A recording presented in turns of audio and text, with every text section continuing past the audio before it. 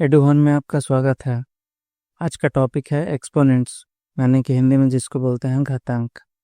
Exponent का एक भाग हम लोग पहले भी देख चुके हैं, वीडियो नंबर BM008 जो वीडियो है इसी सीरीज़ का, उसमें एक्सपोनेंट का एक भाग पहले भी देख चुके हैं, जिसमें हम लोग बेसिक्स देखे थे एक्सपोनेंट का।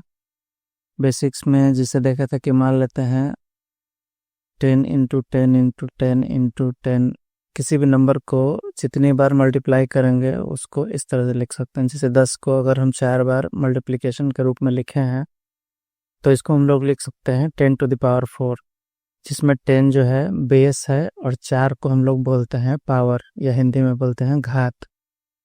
10⁴ या 10 की चौथी घात, इस तरह से बोलते हैं।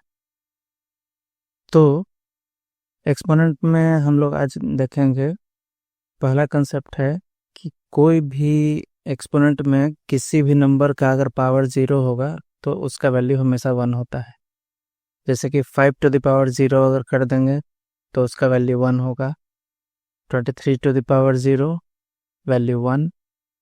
ये इतना सा बड़ा नंबर है, इसका भी पावर 0 है तो इसका भी वैल्यू 1।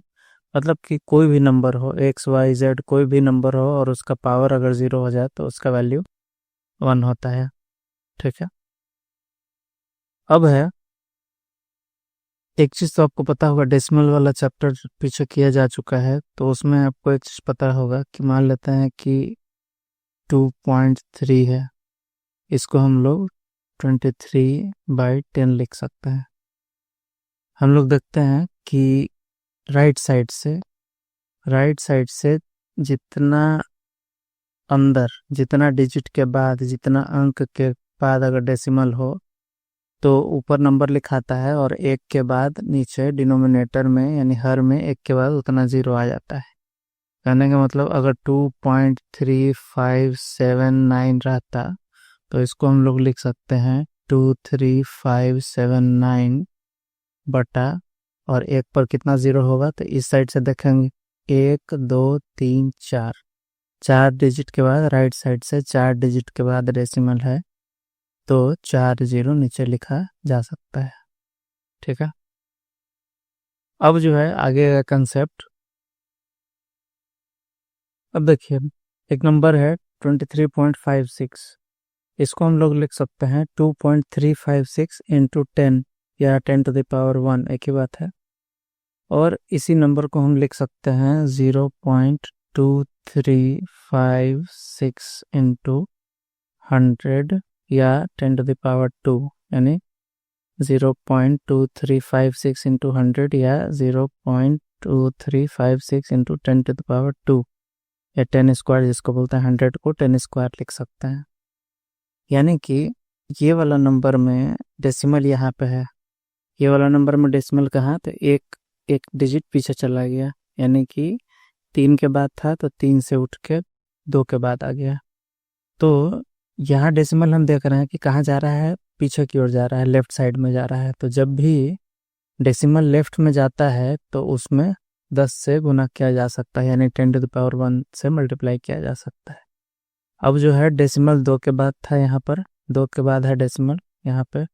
अगर डेसिमल को एक और लेफ्ट साइड में ले जाएंगे, यानी 2 के पहले ले जाएंगे, तो यहाँ पे एक 0 और बढ़ जाएगा, यानी कि पावर 1 और बढ़ जाएगा। यहाँ पे डेसिमल एक डिजिट पीछे ले गए थे तो 10 से मल्टीप्लिकेशन के रूप में लिखा गया, यानी 10⁻1 हो गया। फिर एक और डेसिमल पीछे ले गया तो 10⁻2 हो गया। कहने का मतलब है कि कोई भी नंबर हो, जैसे मान लेते हैं कि 235.7968 है, इसमें डेसिमल को जितना हम पीछे ले जाएंगे, जितना डिजिट पीछे ले जाएंगे, इसको अगर हम इतना इंटू 10⁻, मान लेते हैं 7 लिखते हैं, ये एक नंबर है 235.7968 × 10⁻7। अब जो है इसमें हम डेसिमल को जितना लेफ्ट की तरफ ले जाएंगे, जितना डिजिट लेफ्ट की तरफ ले जाएंगे, उसमें 10⁻ में 10 का जो पावर है उसमें उतना बढ़ोतरी हो जाएगा। यानी कि अगर हम इसको लिखते हैं 2.357968, तो हमको लिखना पड़ेगा 10⁻, कितना 9, पहले 7 था तो 2 बढ़ा देना पड़ेगा, क्योंकि डेसिमल जो है कहाँ लेफ्ट में जा रहा है। सेम केस अगर डेसिमल राइट में जाएगा, सपोज कि नंबर ये रहता 23579, इसके बाद पॉइंट लिखते हैं और फिर 68, जैसे ये नंबर है और ये दूसरा नंबर हम लिख रहे हैं, तो इसमें डेसिमल कहाँ पे था, तो 5 के बाद था, 235 के बाद डेसिमल था। अभी डेसिमल को हम 2 डिजिट आगे ले जा रहे हैं, राइट साइड में ले जा रहे हैं, दाएं तरफ ले जा रहे हैं। तो इस केस में क्या होगा कि 10 टू द पावर यहाँ 7 है, तो 7 से क्या होगा, बढ़ेगा कि घटेगा, तो घटना चाहिए, क्योंकि जब लेफ्ट में जाता है तो 10 का पावर बढ़ता है, राइट में जाता है डेसिमल तो 10 का पावर घटता है। तो यहाँ पे डेसिमल है 5 के बाद, और कहाँ चला गया, 9 के बाद। इस नंबर में, ये वाले नंबर में 9 के बाद चला गया डेसिमल, यानी 2 डिजिट वो राइट चला गया। तो 10 टू द पावर 7 है तो 2 घट जाएगा, 10 टू द पावर 5 हो जाएगा। उम्मीद है कि आपको इतना समझ में आ गया होगा। अब अगला कंसेप्ट में हम लोग देखेंगे एक्सपोनेंट का स्टैंडर्ड फॉर्म, यानी कि घातांक का मानक रूप।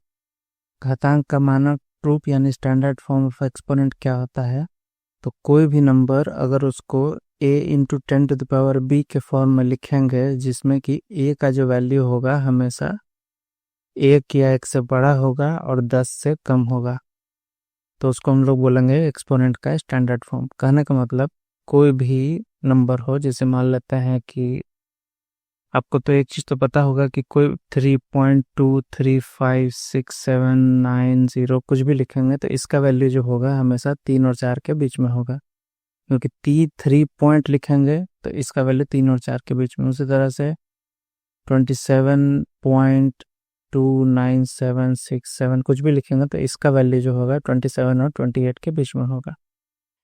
तो एक्सपोनेंट का स्टैंडर्ड फॉर्म जब भी हम लिखेंगे तो ये जो डेसिमल है वो हमेशा 1 डिजिट के बाद होना चाहिए।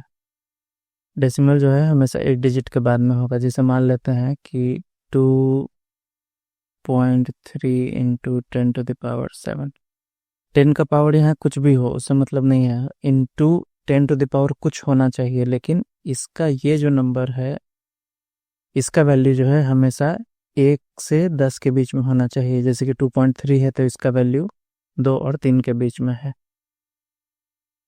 2 इंटू 10 टू द पावर 7 भी लिख सकते हैं, ये भी जो है एक्सपोनेंट का स्टैंडर्ड फॉर्म होगा, क्योंकि इसका वैल्यू 1 और 10 के बीच में है। 1 भी हो सकता है, 1 से ज़्यादा हो सकता है, लेकिन 10 से कम होना चाहिए। तो 2 इंटू 10 टू द पावर 7, तो ये भी एक तरह का स्टैंडर्ड फॉर्म ऑफ एक्सपोनेंट है, यानी घातांक का मानक रूप है। 1 इंटू 10 टू द पावर 7 भी होगा, ये भी एक तरह का मानक रूप कहलाएगा एक्सपोनेंट का। इसमें वो अलग बात है कि इसको हम लोग बाद में 10 टू द पावर 7 भी लिख सकते हैं।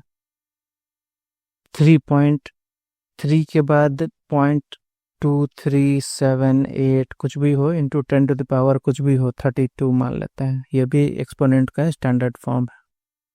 लेकिन जैसे 323.47 इंटू 10 टू द पावर 8 है, तो ये स्टैंडर्ड फॉर्म नहीं है एक्सपोनेंट का। क्यों? क्योंकि डेसिमल जो है हमेशा इंटू 10 टू द पावर 8 तो है लिखा हुआ, लेकिन यहाँ जो डेसिमल है हमेशा 1 डिजिट के बाद होना चाहिए। यहाँ पे 3 डिजिट के बाद डेसिमल है, इसलिए ये स्टैंडर्ड फॉर्म में नहीं है। अब है कि स्टैंडर्ड फॉर्म में लाते कैसे हैं, तो अभी हम आपको कंसेप्ट बताए थे कि जब भी डेसिमल जो है लेफ्ट साइड में जाता है तो 10 टू द पावर बढ़ते जाता है। जैसे मान लेते हैं कि ये एक नंबर है 2334223। आपको पता होगा कि कोई भी नंबर में अगर डेसिमल नहीं लिखा हो तो नंबर के लास्ट में डेसिमल होता है। तो यहाँ पे डेसिमल कहाँ है, तो 3 के बाद में डेसिमल माना जाएगा। अगर लास्ट में अगर डेसिमल के बाद कोई डिजिट नहीं है या 0 है तो उसमें डेसिमल नहीं लिखा जाता है। तो मान के चलते हैं कि 2334223 के बाद कोई डेसिमल नहीं लिखा है तो डेसिमल हमेशा यहाँ पे रहता है। मान लेते कोई नंबर है 23, तो 23 में डेसिमल नहीं लिखा है, लेकिन हमेशा इसमें 3 के बाद डेसिमल यहाँ पे हमेशा रहता है। तो इसको हमको स्टैंडर्ड फॉर्म में लिखना है। तो यहाँ डेसिमल क्या है, तो कितना डिजिट के बाद, 1 2 3 4 5 6 डिजिट के बाद डेसिमल है। 6 डिजिट यानी कि 6 अंक के बाद डेसिमल है, कितना अंक के बाद रहना चाहिए, 1 अंक के बाद, यानी 2 पॉइंट कुछ रहना चाहिए। तो अगर हम इसको इस तरह से लिखते हैं 2 पॉइंट यानी 2 के बाद डेसिमल देते हैं और इस पूरा नंबर को इस तरह से लिखते हैं 2.3342223 2.3342223। तो इसको हम लोग लिख सकते हैं इंटू 10 टू द पावर कुछ लिखना पड़ेगा, क्योंकि डेसिमल जब पीछे जाता है तो 10 टू द पावर बढ़ते जाता है। तो जितना डेसिमल पीछे लगे हैं 10 टू द पावर उतना लिख सकते हैं। तो कितना हो गया, यहाँ पे एक डिजिट पीछे ले गए, 1 digit, 2 digit, 3 digit, 4 digit, 5 digit, 6 digit पीछे लगे। तो इसको हम लोग लिख सकते हैं 2.3342223 इंटू 10 टू द पावर 6। इसमें जो है ये वाले नंबर में इसको स्टैंडर्ड फॉर्म में, ये स्टैंडर्ड फॉर्म में नहीं है एक्सपोनेंट का, क्योंकि इंटू 10 टू द पावर 16 तो है, यानी 10 टू द पावर कुछ है, लेकिन यहाँ पे जो डेसिमल है हमेशा यहाँ पे 6 के बाद होना चाहिए, 6.2 इंटू कुछ होना चाहिए, तो वो स्टैंडर्ड फॉर्म में कहलाएगा। तो 6.2 इंटू 10 टू द पावर कुछ होगा, अभी डिसाइड करेंगे कि क्या होगा। तो 6.2 मतलब कि 6 के बाद डेसिमल। तो यहाँ पे कितना डिजिट हम लोग राइट में ले गए हैं, 1 2 3 4 5, 5 डिजिट राइट में ले गए हैं।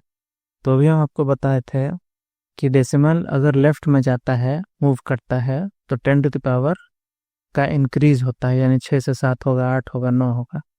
लेकिन जब राइट साइड में जाता है, डेसिमल जंप कर रहा है, राइट साइड में जा रहा है, दाहिने तरफ जा रहा है, तो 10 टू द पावर जो भी होगा उसमें घटोतरी होगा। तो यहाँ पे कितना जंप किया, कितना डिजिट डेसिमल जंप किया है, तो 1 2 3 4 और 5 डिजिट जंप करने के बाद 6 के बाद पहुंचा है डेसिमल। तो 5 इसमें से 10 टू द पावर 16 है पहले से, इसमें से 5 घट जाएगा, तो 10 टू द पावर कितना होगा, 11। यही आंसर हो जाएगा। अब ये नंबर है, इसमें डेसिमल कहीं नहीं दिया है, तो डेसिमल कहाँ माना जाएगा, यहाँ माना जाएगा। अब इसको स्टैंडर्ड फॉर्म में लिखना है तो आसान है। नंबर कौन सा है, 42, यानी डेसिमल में लिखने के लिए, मतलब स्टैंडर्ड फॉर्म में लिखने के लिए हम इसको लिखेंगे 4.2। उसके बाद कितना भी जीरो बैठा है उसका कोई फर्क पड़ता नहीं है, इसलिए जीरो आके हम नहीं लिख रहे हैं। तो 4.2 हो गया। 4.2 इंटू 10 टू द पावर कुछ होगा, कितना होगा, तो डेसिमल को हम लोग जब पीछे ले जाएंगे, दाएं लेफ्ट साइड में बाएं तरफ ले जाएंगे, तो उसका 10 टू द पावर उतना वैल्यू बढ़ेगा। तो कितना डिजिट जंप कर रहा है, 1 2 3 4 5 6 7 और 8 डिजिट जंप किया है डेसिमल, तब जाके 4 के बाद पहुंचा है। तो यहाँ लिख सकते हैं 10 टू द पावर 8। अगला है, यहाँ पे डेसिमल यहाँ पे है, इसको डेसिमल हमको पहुंचाना है कहाँ पे, यहाँ पे, ठीक। और यहाँ पे आपको हम बताए हैं कि इसमें इंटू के फॉर्मेट में, जैसे यहाँ भी इंटू के फॉर्मेट में इंटू 10 टू द पावर कुछ नहीं लिखा था, तो मान के चलें कि 0 लिखा था, क्योंकि किसी भी नंबर को 1 से मल्टीप्लाई कर सकते हैं और 10 टू द पावर 0 का मतलब होता है 1। किसी भी नंबर का पावर 0 होता है तो उसको बोलते हैं 1। तो मान के चल रहे हैं कि यहाँ पे पहले से 0 था और 8 डिजिट पीछे लगे, तो 8 बढ़ेगा, तो 0 से 8 बढ़ेगा, तो कितना हो जाएगा, 10 टू द पावर 8 हो जाएगा। सेम यहाँ भी सेम नंबर को पूरा लिख देंगे, लेकिन यहाँ डेसिमल जो है कहाँ पे आ जाएगा, यहाँ पे आ जाएगा, यानी 4 पॉइंट कुछ होगा, 4.3222312231.23442 हो जाएगा। और इसके बाद यहाँ पे, इसके बाद इंटू 10 टू द पावर कुछ लिखना होगा। तो हम देखेंगे कि कहाँ जाएगा डेसिमल, तो लेफ्ट साइड में जाएगा, यानी 10 टू द पावर उतना बढ़ेगा। तो लेफ्ट में जा रहा है, कितना डिजिट जंप कर रहा है, तो 1 2 3 4 5 6 7 8 9 10 11। तो हम लोग इतना इंटू 10 टू द पावर 11 लिख सकते हैं। उम्मीद है कि आपको इतना कंसेप्ट समझ में आ गया होगा। अभी हम लोग आगे कंसेप्ट देखेंगे।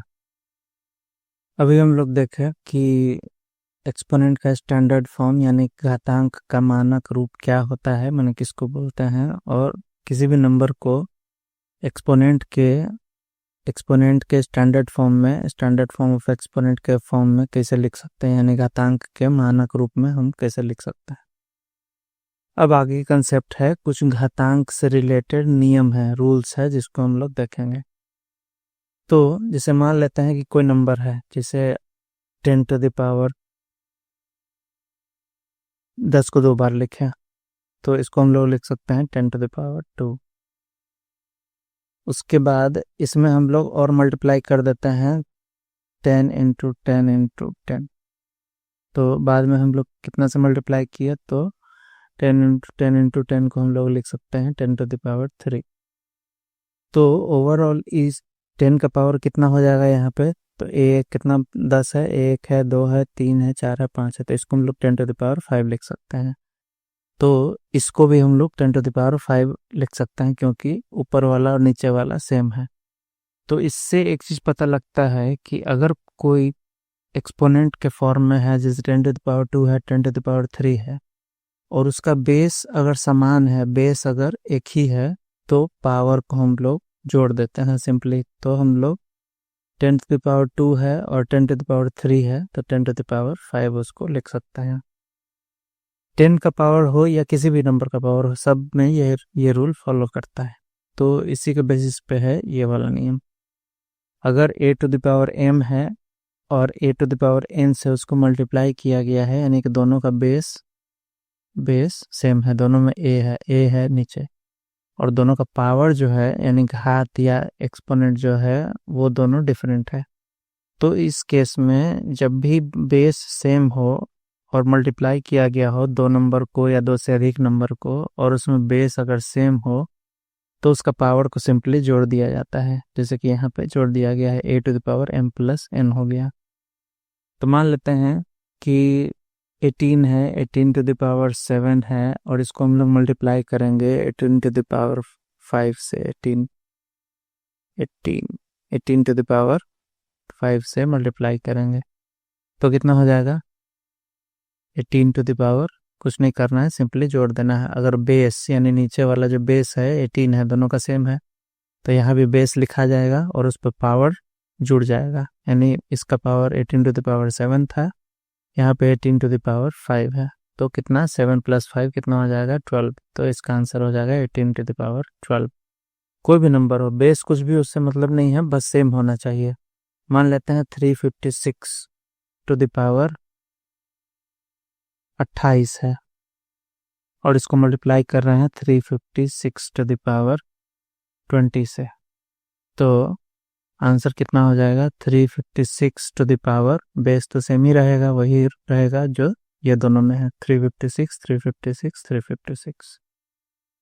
तो पावर को जोड़ देना है, यानी 28 को 20 से जोड़ देना है। तो 28 में 20 जोड़ेंगे तो कितना आ जाएगा 48।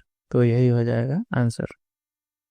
सेम कंसेप्ट यहाँ पे है, यही चीज़ है, बेस बहुत सारा नंबर को मल्टीप्लाई किया गया है, कहने का मतलब एक वहाँ ऊपर में 2 नंबर को मल्टीप्लाई किया था, यहाँ पे 2 से ज़्यादा नंबर को मल्टीप्लाई किया गया। कितना भी नंबर 5 8 10 15 20 कितना भी नंबर को मल्टीप्लाई करेंगे और उसका अगर बेस सेम है, तो उसके पावर को सिंपली हम लोग जोड़ देंगे। जैसे कि यहाँ जोड़ दिया गया है, a to the power m है, a to the power n, a to the power p, a to the power r, 4 number है, चारों नंबर को मल्टीप्लाई किया गया है।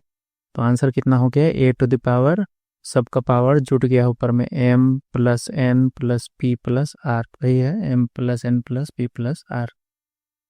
एग्जाम्पल के रूप में अगर हम लोग देखेंगे तो जैसे मान लेते हैं कि 7 टू द पावर 3 है, इसको मल्टीप्लाई करेंगे 7 to the power 2 into 7 to the power 3 into 7 to the power 1, या इसको 7 भी लिख सकते हैं, तो 7 to the power 1 into 7 to the power 5 into 7 to the power 7, कुछ भी, इतना नंबर है, 6 नंबर को मल्टीप्लाई किया, तो इसका आंसर कितना हो जाएगा 7 टू द पावर कितना हो जाएगा। तो करना कुछ नहीं है, ऊपर जो पावर है सबको जोड़ देना है, 3 plus 2 5, 5 plus 3 8, 8 plus 1 9, 9 plus 5 14, 14 plus 7 21। तो इसका आंसर हो जाएगा 7 टू द पावर 21। ठीक, इसी से मिलता जुलता नियम है, उसमें तो देखे थे कि 2 नंबर को जब मल्टीप्लाई करेंगे तो कैसे होता है। अभी जो है दो नंबर को डिवाइड करेंगे, सेम जिसका जो बेस होगा सेम होगा लेकिन पावर डिफरेंट होगा, यानी एक्सपोनेंट वाला कोई नंबर होगा जिसमें कि बेस अगर सेम है और पावर डिफरेंट है, तो उसको हम लोग क्या किए थे, मल्टीप्लाई वाले में केस में क्या किए थे कि पावर को जोड़ दिए थे, और डिवीजन वाले केस में पावर को माइनस कर देंगे। जैसे मान लेते हैं कि 15 टू द पावर 8 है और इसको हम लोग डिवाइड करेंगे 15 टू द पावर कितना से, 7 से, तो आंसर क्या हो जाएगा, 15 to the power 8 minus 7 is equal to 15 to the power 1, यानी कि 15 हो जाएगा। ऐसा क्यों होता है, जैसे देखिए मान लेते हैं कि दूसरा एग्जांपल लेते हैं, 3 टू द पावर 3 है और इसको हम लोग डिवाइड कर रहे हैं। डिवाइड का मतलब इसमें ये डिवीजन का साइन है, इसको हम लोग लिख सकते थे 15 to the power 8 divided by 15 to the power 7 लिख सकते थे। ये दोनों सेम ही चीज़ है, ये और ये दोनों सेम ही चीज़ है, दोनों को इस तरह से लिख सकते। तो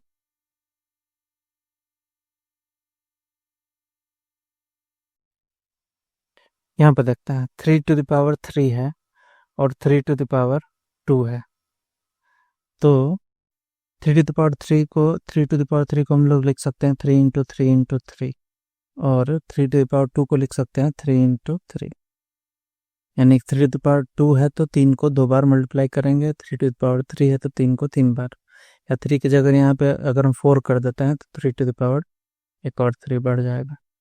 तो इस केस में क्या होगा कि ये जो 3 है, एक 3 इससे कट जाएगा, एक 3 इससे कट जाएगा, तो कितना बचा, 3 इंटू 3 यानी कि 3 स्क्वायर बचा। कहने का मतलब हुआ वही कि 3 टू द पावर 4 है और 3 टू द पावर 2 से उसको मल्टीप्लाई कर रहे हैं, तो बेस अगर सेम है तो पावर को माइनस कर देंगे, यानी 4 माइनस 2, तो कितना आएगा 2, यानी कि 3 to the power 4 divided by 3 to the power 2 रहेगा। तो उसका हम लोग बेस अगर सेम है तो पावर को सिंपली क्या करना है, माइनस कर देना है, यानी 3 टू द पावर कितना हो जाएगा 2।